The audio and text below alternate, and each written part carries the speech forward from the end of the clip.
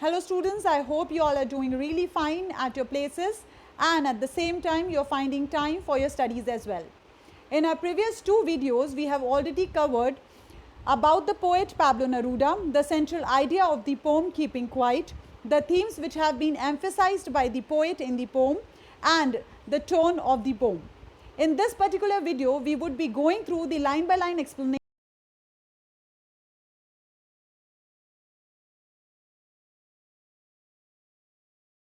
video.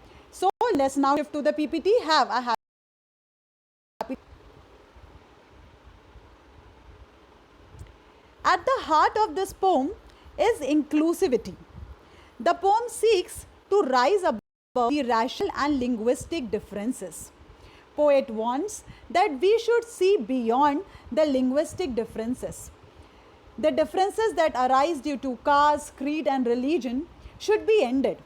This attempt towards inclusion is seen in the opening lines of the poem, where you can see the usage of we. The speaker employs the collective we to begin the exercise of keeping quiet. When he says, now we will count to 12 and the count till 12 may be interpreted as signifying the 12-hour mark of the clock from which the two hands circle in a monotonous manner, very much like the daily activities of our life. We can see the different meanings of 12 which are used over here. It can be a symbol of cosmic order. There are 12 months in an year and the time is also measured in two groups of 12 hours. There are 12 signs in the zodiac sign as well.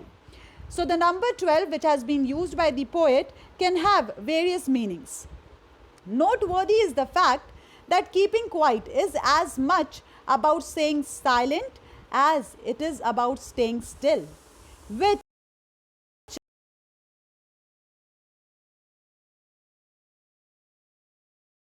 does not speak in any language, and he also advocates the ceasing of actions so much.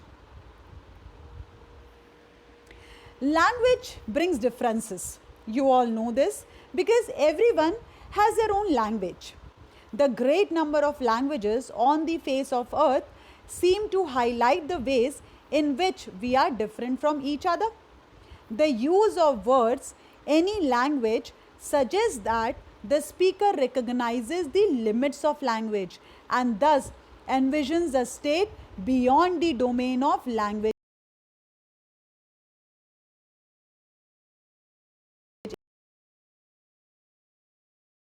of the other person, so that the person can see the beauty of each other, the beauty of the soul that lies inside their heart, which they were unable to see because of the barrier of language. Keeping quiet then is also about letting our differences dissipate in the silence of our similarities. In this silence, we would be able to see how we all are similar, how we all are creatures of just one person, that is one Almighty, our God. The moving of arms not only harks movement of the hands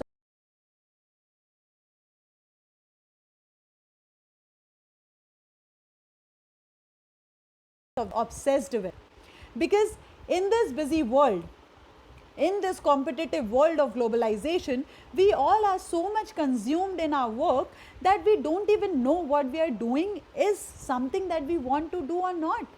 And therefore, whatever we are busy into, that does not give us satisfaction and contentment. We all are bugged with our works and thus we get angry.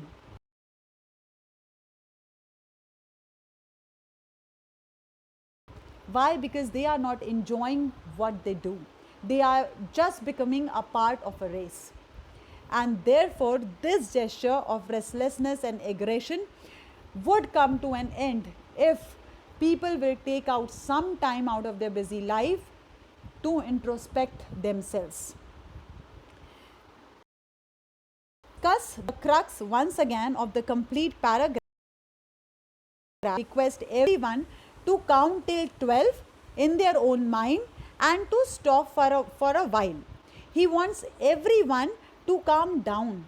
The poet urges people not to speak any language, as we all know that there are different languages spoken in different parts of the earth, which sometimes become a barrier in our way of peace.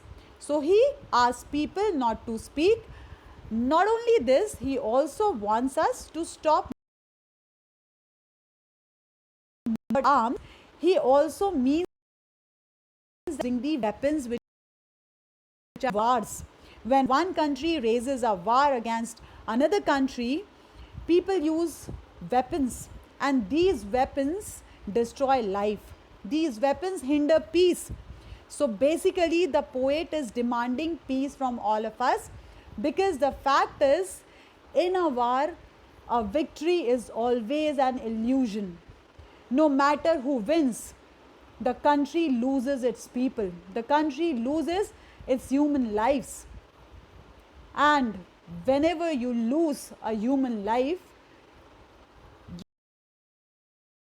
it cannot be victorious.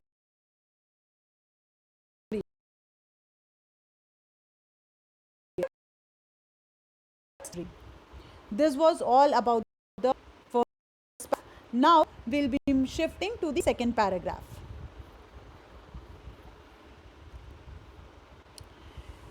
In the second paragraph, the poet emphasizes on the green war, how one person hurts nature, how one person hurts the environment and the animals.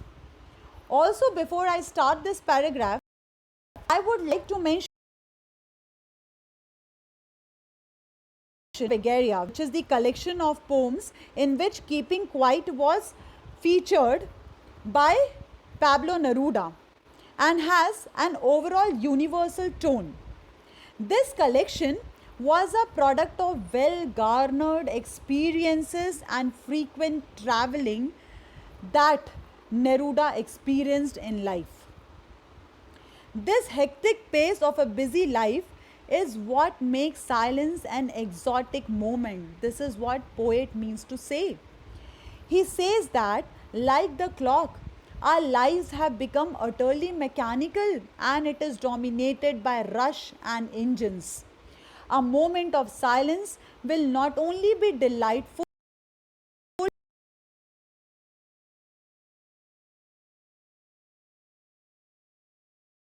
be a strange moment. Why? Because we have internalized rush to such an extent that silence, though enjoyable, has become unfamiliar to all of us. Because silence is rare in this modern world of globalization and competition. Keeping quiet is one powerful way of escaping the mechanistic motion of the modern life. It is knowing the peace, the silence beyond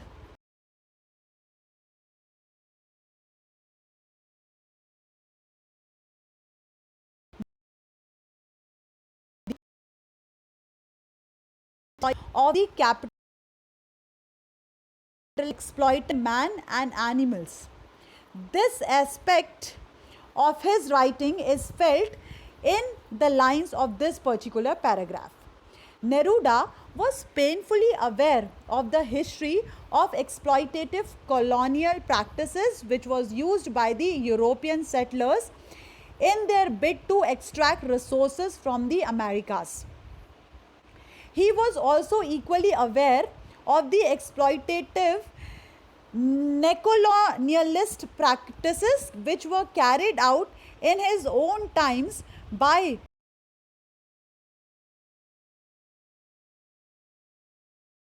he has written a poem titled Standard Oil Company, where he spoke against the oil drilling practices of corporate giants which posed a great threat to marine life, because all these companies were exploiting the marine life. They were spoiling the aquatic life, they were killing the aquatic animals. Neruda was vocal about his support for conservation of marine resources and marine life, which is reflected in many of his poems. So, Neruda was this poet, as we have discussed already, who focused on the environment, on saving the environment, and on saving the complete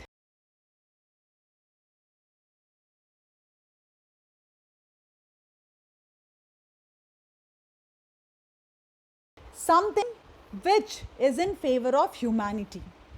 Man's greed not only leads to the exploitation of other creatures but of fellow human beings also, who are oppressed by the unjust economic system. This is something which Pablo Neruda experienced in his life, and he wanted other people to also know about it and fight against it. Neruda strongly sympathized with the working class and very well understood the strong class divisions that had fractured the Chilean society. The sufferings of both the workers in the salt mines and the sea creatures in the ocean would end for a moment if only everybody kept quiet. Therefore, you can see in the lines, in the strangeness, the sudden strangeness, fishermen in the cold sea would not harm whales, and the man gathering salt would look at his hurt hands. Here, the poet is trying to say that when everyone would be silent, in this silence, which would be a strange silence,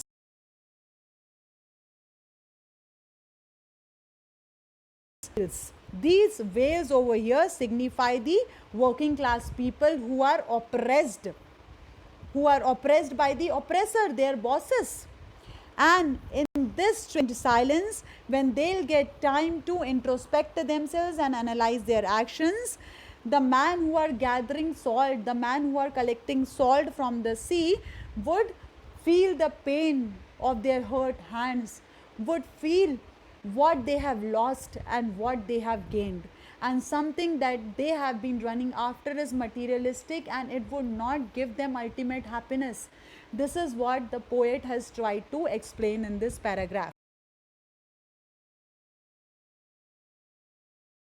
Social justice, its presence strongly felt in this particular stanza. I would just repeat the crux of the complete paragraph once again, where the poet says that it would be a rare situation when there would be no engines working. As you can see in the first and the second line, the poet says that it would be an exotic moment without rush and without engines. When exotic moment for all of us. If all the engines like the vehicles and the machines stop, then there will be a sudden strange situation, as the world will experience a sudden calmness. People will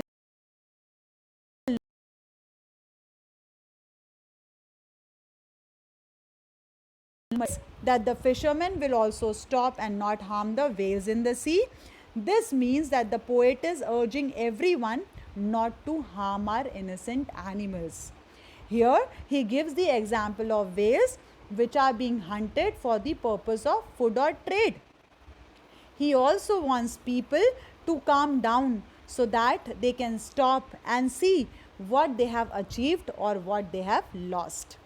For this, he gives the example of the man who gathers salt from the sea, whose hands are hurt, and here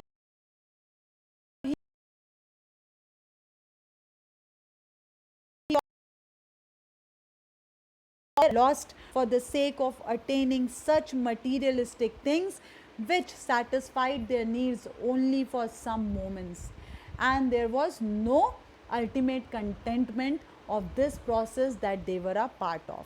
So this is what the poet has covered in the complete paragraph. Let us now shift to the third paragraph. In the third paragraph, the poet asks everyone to stop those activities which are damaging the environment. Today, all the human beings are making money just by damaging the environment with their activities. Let's take the example: mining, deforestation. letting the chemical waste into the rivers. All these activities of human beings are for the purpose of making more and more money, but they are harming our environment. The poet asks us not to do so. He also requests people not to involve in wars, as there is no benefit of achieving such victory in which no one is left alive.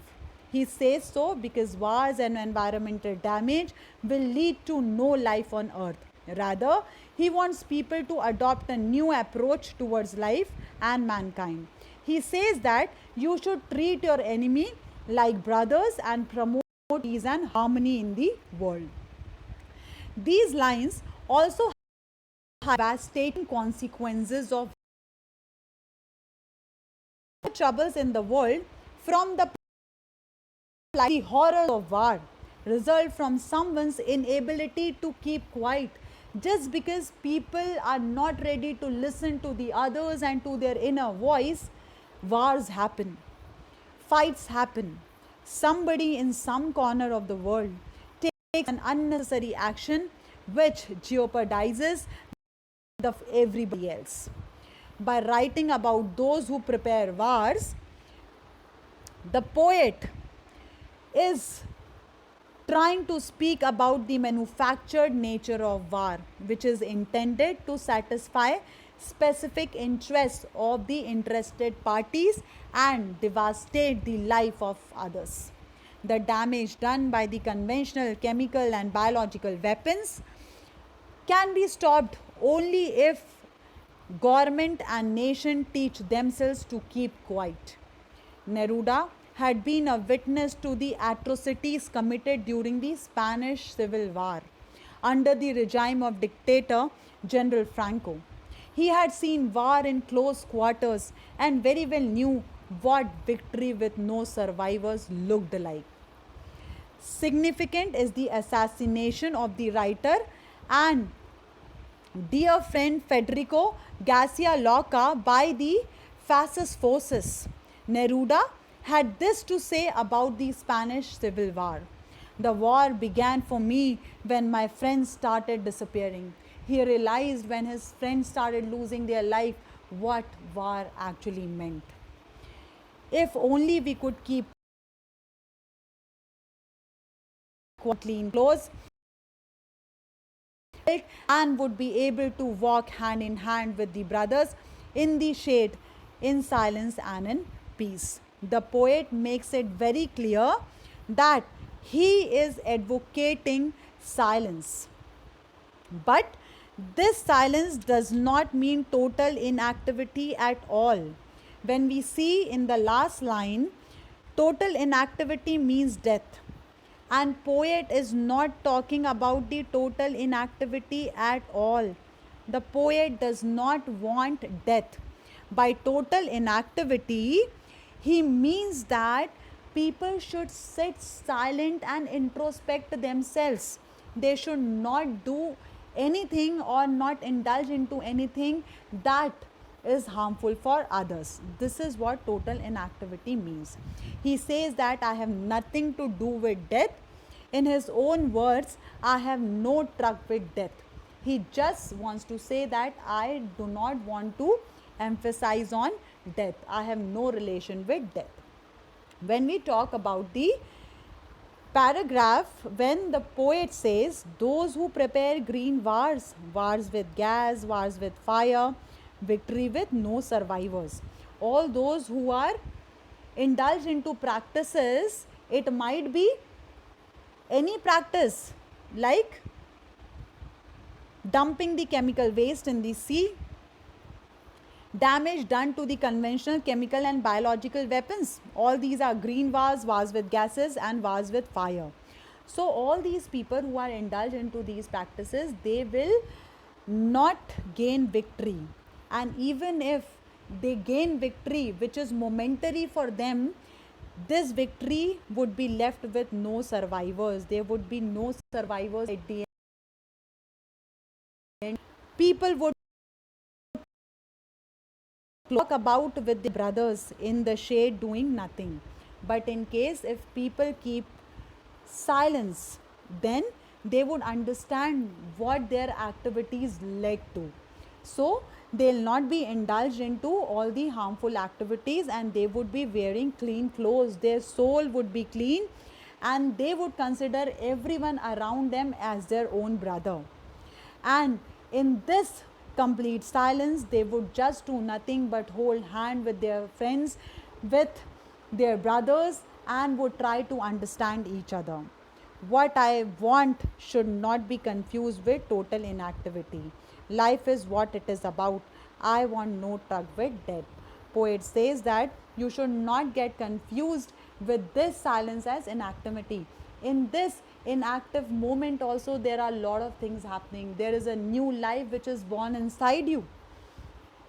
There is a new perception that you have developed towards life, towards nature, and this would help you lead to a path where there is contentment and happiness. So poet at the end again says that life is all about this contentment and ultimate happiness, but I have no association with death. So this is all about the complete 3 paragraphs of the poem. In the next video, we would be covering the next paragraphs. I hope you had a great learning. Thank you so much, students. Have a great day.